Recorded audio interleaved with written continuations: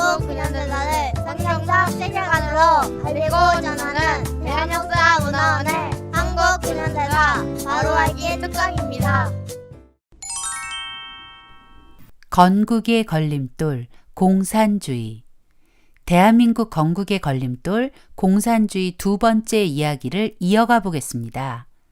지난 시간 우리는 거짓으로 가득한 공산주의 사상에 대해 살펴보았습니다. 공산주의는 사유재산 철폐와 모든 재산 공유를 외치며 계급투쟁이 그 일을 가능하게 해준다고 사람들을 선동했다는 것을 배웠습니다. 공산주의자들은 무신론과 인본주의, 유물론과 진화론이라는 거짓 사상을 이용해 공산화를 진행해 나갔습니다. 그러나 거짓 사상으로 만들어진 공산주의는 그들이 말하는 이상과는 전혀 다른 결과를 낳았습니다.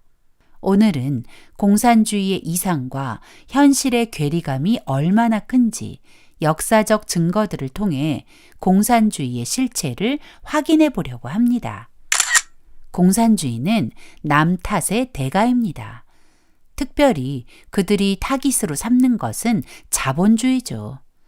그래서 개인의 문제든 사회적 문제든 그 책임을 자본주의에 돌리고 한편으로는 공산주의가 그 문제들을 해결할 유일한 대안이라고 주장합니다. 그러나 그 말은 다 거짓이었음이 역사를 통해 증명되었죠. 공산주의자들은 정치, 경제, 교육 등 모든 문제에 계급사 간의 프레임을 씌워 분열을 조장하여 틈을 벌리는 대가들입니다. 우리나라 건국 전부터 지금까지 공산주의자들의 이 전략은 끊임없이 이어지고 있습니다. 예를 들어 2014년 4월 16일 세월호 사건이 있었습니다. 제주도로 수학여행을 가던 고등학생들과 선생님들 304명이 배가 침몰하면서 목숨을 잃은 가슴 아픈 사건이었습니다. 누군가에게 분명한 책임이 있습니다. 그 책임은 1차적으로 그 배의 선장과 그 여객선을 운항하는 회사일 것입니다. 그런데 놀랍게도 세월호 침몰이 대통령 탄핵이라는 결과로 이어졌습니다. 세월호 사건이 일어나고 대통령이 탄핵되는 약 2년이라는 시간 동안 대한민국은 세월호 진상 규명을 외치던 목소리가 박근혜 대통령과 정권 심판으로 바뀌었고 심지어 정권 교체를 넘어 체제 교체라는 말까지 오가며 이 모든 문제의 원인이 자본주의라는 말을 서슴없이 외치기 시작했습니다. 결국 대통령은 탄핵되고 정권이 바뀌었습니다. 그런데 2020년 초 우리나라 법무부 장관 후보자 인사청문회에서 후보자에게 심각한 결함이 발견되었습니다. 법무부 장관 후보자의 자녀 입시 비리 문제였습니다. 그런데 당시 법무부 장관 후보자는 인사청문회에서 자녀 입시 비리 문제는 자신의 잘못이 아니라 우리나라 입시 제도의 문제라며 자기 반성은 없이 제도만 탓했습니다. 더구나 당시 대통령이던 문재인 대통령은 해외 순방차 출국하는 와중에 공항에서 긴급히 기자회견을 열어 조국 법무부 장관 후보자 가족을 둘러싼 여러 가지 문제가 논란이 되고 있는데 이것은 입시 제도의 문제니 입시 제도를 살펴봐 주기 바란다라고 했습니다. 왜 공산주의자들이 하는 말과 행동이 문재인 전 대통령과 조국 전 법무부 장관에게서 그대로 보여지는지 모르겠습니다. 제도는 완벽하지 않습니다. 제도 자체도 제도를 운영하는 사람에게도 얼마든지 오류가 발생할 수 있습니다. 그래서 우리는 제도나 구조를 탓하기 이전에 나 자신을 돌아봐야 합니다. 공산주의자들은 문제 해결을 위해 사회구조나 제도를 운운하는 것이 아닙니다. 단지 자신들의 목적을 달성하기 위한 수단일 뿐입니다. 성경은 의인은 없나니 하나도 없다고 말합니다. 또 모든 사람이 죄를 지었다고 합니다. 우리는 그 죄 때문에 행복해질 수 없다고 성경이 가르쳐 줍니다. 그러나 공산주의자들은 사람이 죄인이라는 것을 부정합니다. 자신이 죄인이라는 것을 부정하면 그 사람은 구원받을 수 없습니다. 분명한 것은 내가 죄인이라는 것입니다. 지금 대한민국이 이렇게 어려움을 겪고 있는 것은 어떤 한 사람만의 잘못이 아닙니다.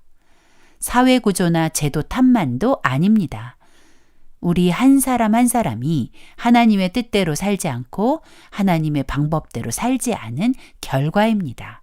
이제 우리가 할 일은 회개뿐입니다. 공산주의자들은 공산혁명으로 유토피아를 만들어 준다고 말합니다. 공산주의자들이 주장하는 유토피아는 부자도 가난한 사람도 없는 평등한 세상입니다. 전형적인 포퓰리즘이죠. 그들이 평등한 세상을 만들기 위해 사유재산을 철폐하고 모든 재산을 공유하는 방법은 부자 것을 빼앗아 가난한 사람에게 나누어 주는 강도짓입니다. 하지만 사람들은 평등이라는 단어 하나에만 집중한 나머지 그 말이 어떤 결과를 가져올지 고민하지 않고 평등한 세상을 달라고 외치게 되는 것이죠.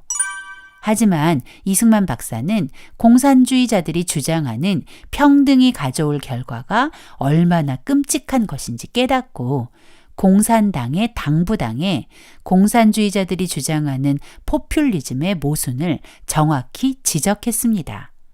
먼저 사유재산을 없애고 공유한다는 공산주의자들의 궤변에 모든 사람의 재산과 토지를 모아서 똑같이 나눈다고 결국은 게으른 사람이 점점 늘어날 것이고 결국 나라가 망하게 될 것이라고 했습니다. 맞습니다. 내가 아무리 일을 해도 일하지 않은 사람과 똑같은 취급을 받는다면 누가 힘들여 일하겠습니까? 그런 일이 반복되다 보면 결국 모두가 가난에 처하게 되는 것이죠. 또 공산주의자들은 자본가를 없애야 한다고 주장합니다. 이승만 박사는 자본가 타도를 외치는 공산주의는 결국 도태될 수밖에 없음을 말합니다.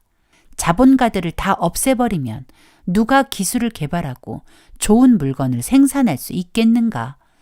자본가를 없애면 나라는 경쟁력을 잃고 발전하지 못하고 후진국이 되는 것이다.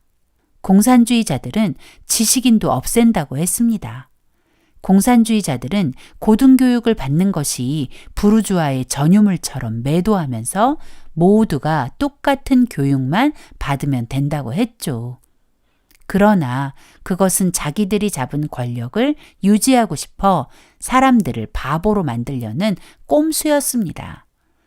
이승만 박사는 그들의 속내를 정확히 알고 있었기에 모든 사람의 하향 평준은 옳은 일이 아니라고 일침을 가했죠. 지나친 경쟁 구도에서 우리 아이들이 병들어 간다는 말로 평준화 교육을 주장하는 것은 결국 모두를 우매하게 만드는 어리석은 길임을 기억해야 합니다. 공산주의자들이 말하는 평등한 세상을 만들려다 망한 나라들이 많습니다.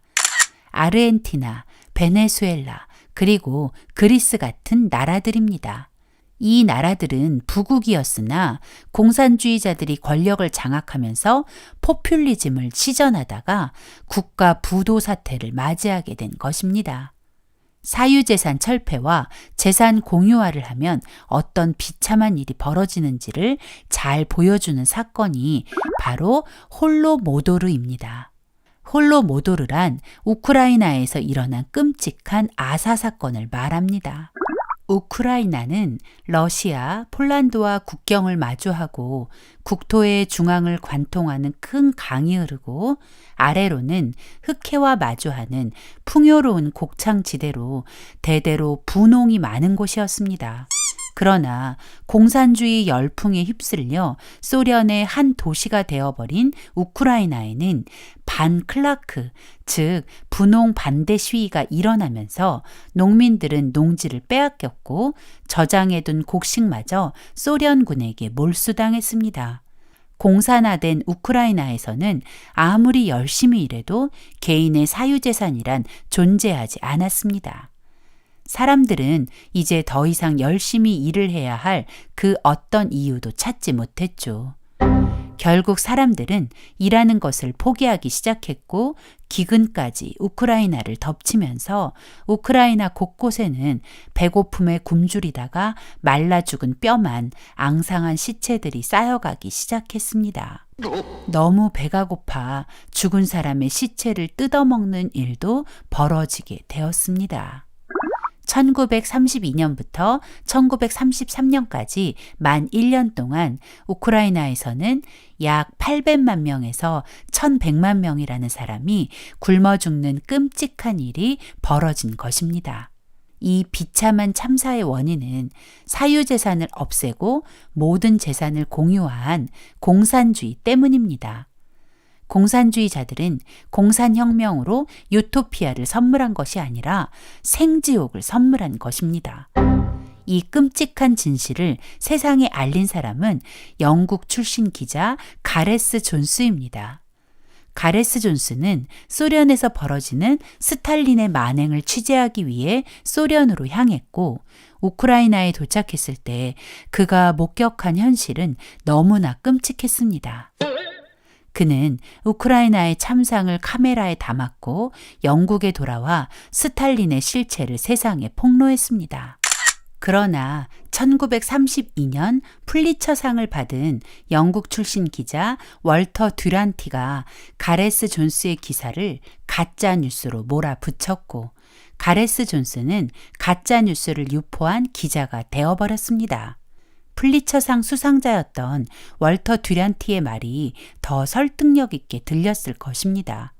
하지만 듀란티는 스탈린에게 매수된 쓰레기 기자에 불과했습니다. 소련이 붕괴되고 우크라이나가 독립하면서 가레스 존스가 전한 홀로모도르가 진실이었다는 것이 밝혀졌지만 이미 가레스 존스는 세상을 떠난 후였습니다. 성경은 분명히 말합니다. 악인을 의롭다 하며 의인을 악하다 하는 이 두 자는 다 여호와의 미워하심을 입느니라.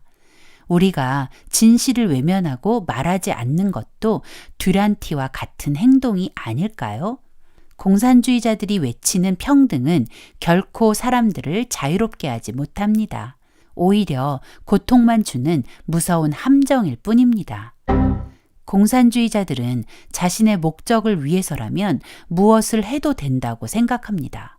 공산주의 혁명을 위해서는 무엇을 해도 선한 것이라 주장하며 학살도 거짓말도 필요하면 얼마든 할 수 있다고 가르칩니다. 그들은 유물론에 물들어 있으니 양심의 가책을 느끼지 않습니다. 소련의 정치범 수용소를 굴락이라고 부릅니다. 얼마나 끔찍했는지 사람들은 굴락을 죽음의 공장이라 불렀습니다. 히틀러가 유대인을 학살한 끔찍한 독일의 아우슈비츠보다 더 많은 사람을 더구나 동족을 잔인하게 학살한 곳이 바로 굴락입니다. 소련은 공산화 과정에서 약 2,700만 명의 기독교인을 학살했고 그 외 4,500만 명을 포함하여 약 7천만 명을 학살했습니다.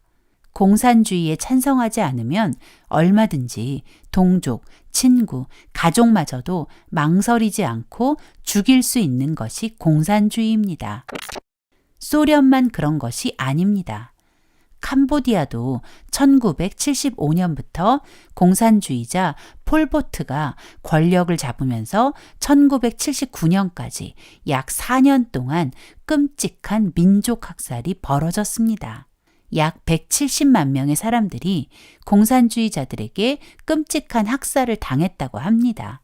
이 끔찍한 학살은 영화로도 만들어져 공산주의의 악랄한 실체를 보여주었죠.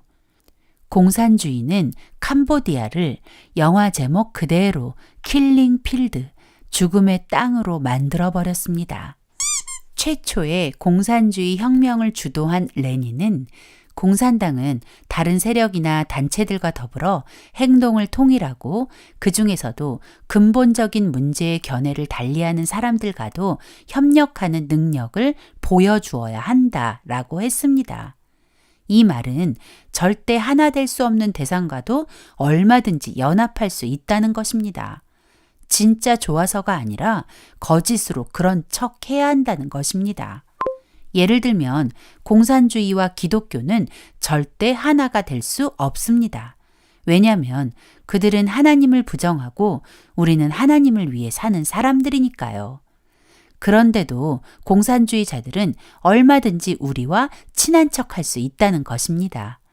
그러나 자신의 목적을 이루고 나면 가차없이 제거해 버리죠. 공산주의자들은 착한 척, 친한 척을 몹시 잘합니다. 속임수의 달인이죠. 그들의 이런 행동은 공산주의의 중요한 전략, 바로 통일 전선 전술입니다. 공산주의자는 자신이 직접 나서지 않고 견해를 달리하는 누군가를 포섭합니다. 예를 들어 공산주의자들은 자신들과 견해가 다른 기독교인들을 포섭하기 위해 기독교인인 척 교회로 들어와 아주 훌륭한 성도처럼 행동하며 목사님과 친해집니다. 그리고 그 목사님을 이용해 성도들과 목사님을 따르는 많은 사람을 자기 편으로 끌어들이는 것입니다. 이게 바로 그들의 속이기 전략, 통일 전선 전술의 한 방법입니다.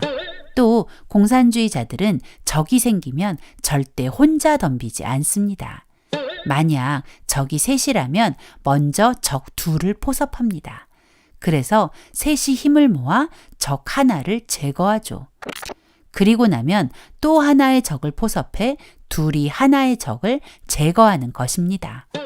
그리고 마지막 1대1이 되면 아주 격렬하게 싸워서 나머지 하나의 적을 제거해버리고 공산주의자가 모든 권력을 차지하는 것, 이것이 그들의 전략입니다. 우리는 그런 사람들을 배신자라고 하지만 그들은 그렇게 생각하지 않습니다. 오히려 프롤레타리아의 독자성이라며 자신들의 전략을 자랑하죠. 자신들의 목적을 위해서라면 뭐든지 괜찮다는 악한 신념을 가진 자들이 바로 공산주의자입니다. 공산주의자들은 거짓 선전선동의 달인입니다. 그들은 거짓말로 사람들의 마음을 빼앗습니다.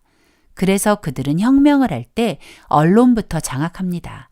우리는 자주 뉴스에서 봤는데 라고 말하며 뉴스에서 나온 말이니 믿을 수 있다고 생각합니다.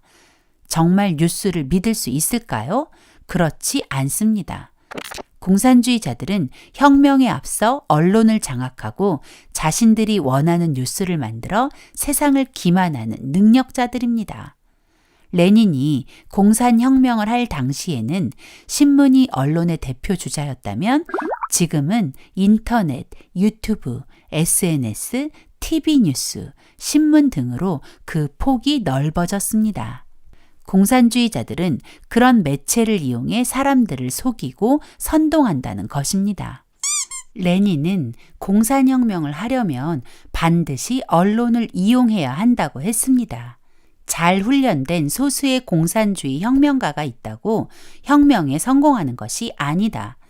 대중을 선동해서 공산주의를 지지하게 만들어야 한다. 그것을 위해 언론은 아주 중요하다.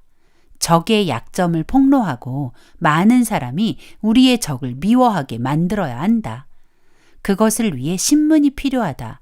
언론은 집단적 교육자, 선전자, 선동자, 조직자이기 때문이다. 민주주의가 망할 때까지 우리가 민주주의인 척하면 된다.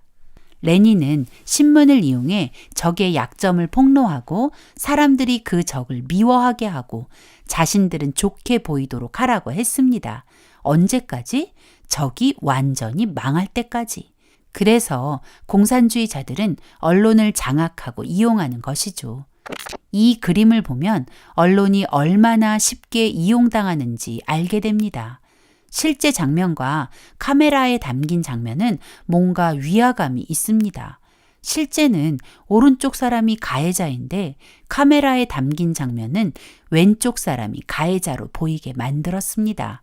언론 장악의 노림수가 바로 언론 조작입니다. 무엇을 보여주느냐에 따라 진실은 얼마든지 덮일 수 있기 때문이죠. 공산주의자들은 자신들의 목적을 위해 지금도 이런 일들을 하고 있습니다.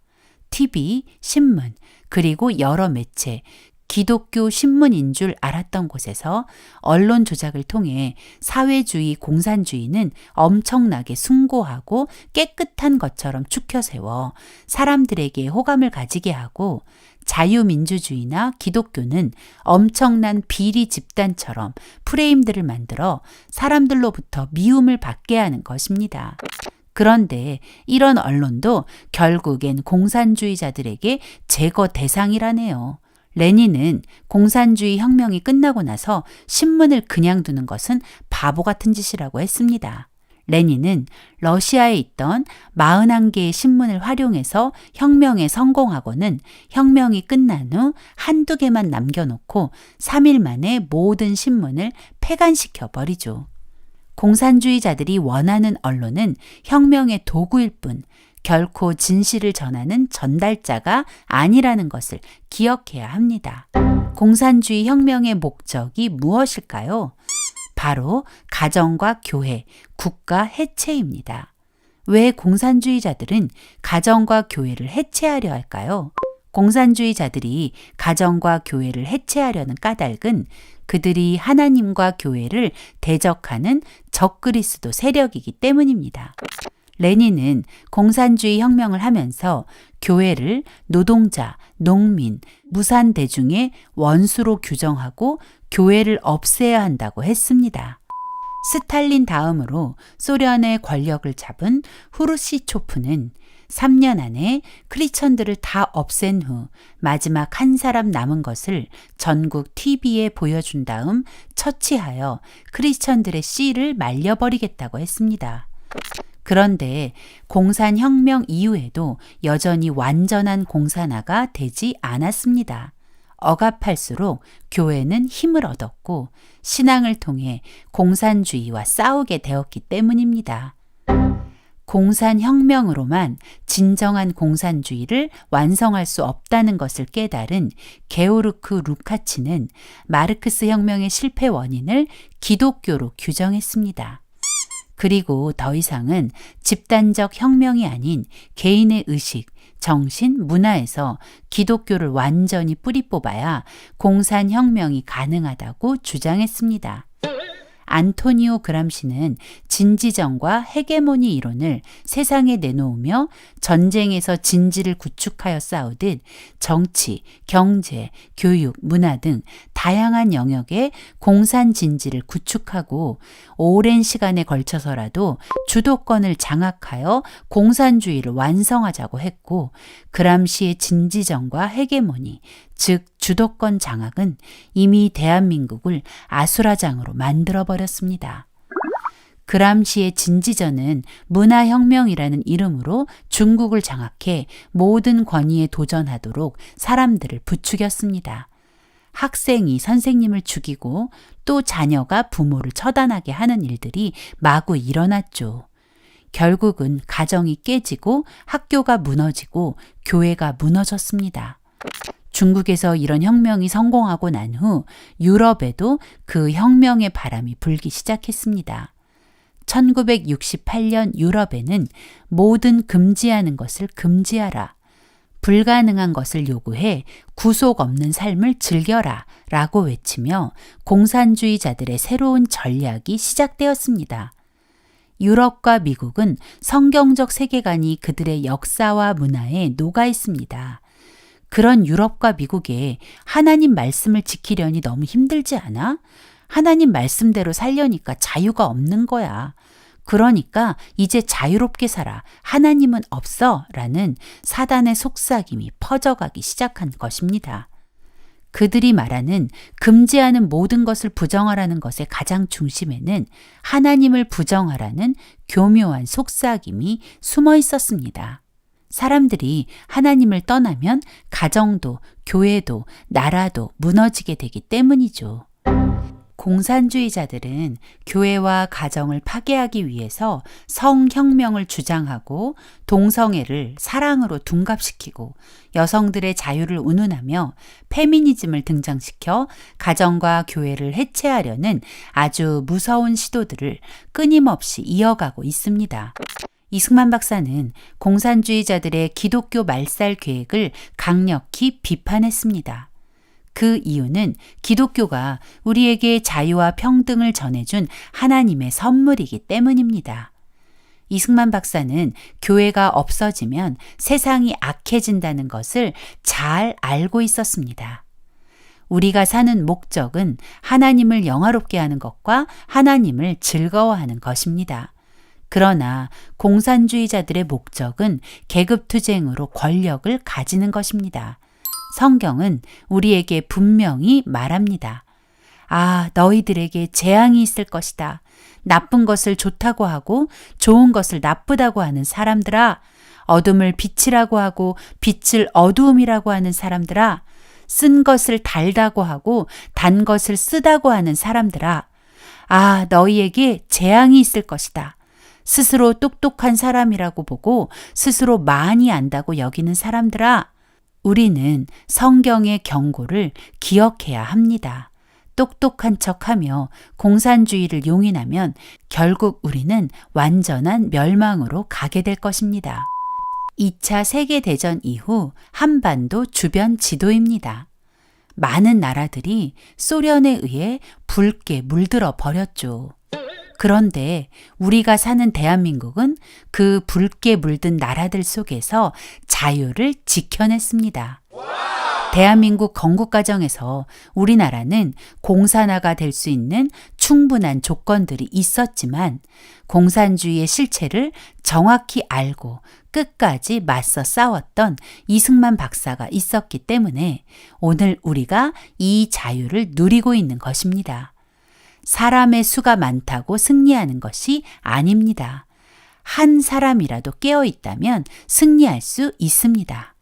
위기 때마다 하나님을 의지하고 넓은 길이 아닌 하나님이 원하시는 길로 걸어간 이승만 박사처럼 우리가 위기에서 대한민국을 건져낼 한 사람이 되시길 바랍니다.